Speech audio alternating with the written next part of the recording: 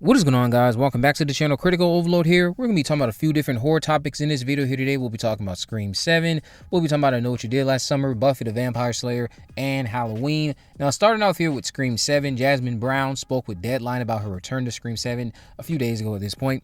She was gushing over Kevin Williamson directing, how wonderful he is, talking about how Mindy seems to be his favorite character. And I'm assuming that's as of the recent films, because Mindy is just Randy reincarnated almost. Well, not almost. I'll say she's just modern Randy. So that was a nice little interview from her. But then shout out to you, Craving Something Scary, because we got some in or on-set evidence that the Scream 4 callback I brought up a few weeks ago is actually coming to fruition. Scream 7 will feature a high school play from the Pine Grove High School drama students titled The Fairy Princess. Now, if you remember, Sydney and Judy were in a play together during high school, as we learned in Scream 4. That is why this would be a Scream 4 callback and not Scream 2. Scream 2 is in college, nor does it have to be Peter Pan for it to be a full-fledged callback. I will share that you shouldn't be shocked if Stu has a connection to this play. But again, shout out to you, Craving Something Scary. That was an amazing photo. There's some other photos he shared in a video he uploaded, so you guys go check out that video on his channel. Now, as far as Stu goes in relation to this play, Matthew Lillard did have an interview or some type of appearance he made where he said he comes back as a fairy godmother. And if you follow me on Twitter, I said that was a clue. There is some correlation, I believe, between his choice of words and how I know Stu ties into this play. That's all I will say. Now, let's jump into I Know What You Did Last Summer. I Know What You Did Last Summer, which is supposed to still come out this July. Nothing's changed as of yet. But there's a rumor that it may not be making its July release date. The film is supposed to resume filming this month, but there have been no real signs of that occurring yet, other than Jennifer Love Hewitt's raincoat picture from Instagram, if you want to take that as confirmation. Again, this is only rumor for now, and I haven't heard anything about the film being delayed myself. A few of you have reached out asking me if I heard anything about this. Do I know if this is true or not? I haven't heard shit. However, two things can likely be true in this scenario. They could be editing together what they already have and just need to shoot a few more scenes, or they haven't started editing anything at all because they're waiting to finish filming. Now, if true, the rumor is that they would be releasing the film in 2026 instead of 2025, which, yes, I know would have so many people upset. All I will stress about this is that if this gets delayed, this is no one's fault but the higher-ups. They had the final say on what path to take with this narrative. They chose the path of legacy star involvement. Now, had we not have wanted to include legacy characters, perhaps your film wouldn't potentially be getting delayed. I won't fault Jennifer for wanting to work something into her schedule since she is in demand, and also wanting Julie to have a purpose in this narrative that you wanted her to be back in. I am not going to fault her for that.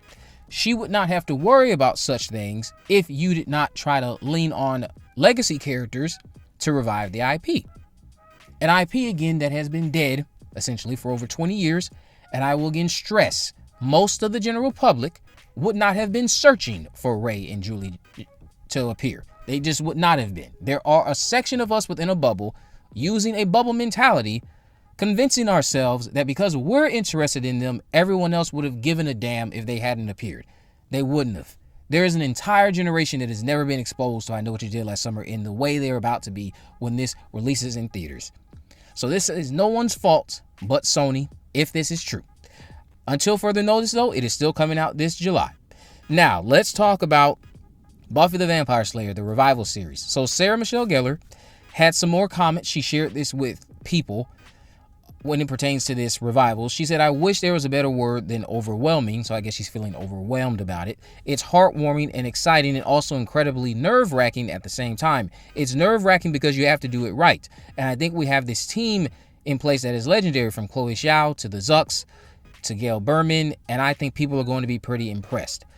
So at this point, they're just doing that thing where trades and reputable outlets interview somebody, asking them the same question, and we get the same quote regurgitated differently with a few new words, because we've heard this before. I will say this, I do trust that they will be able to impress us.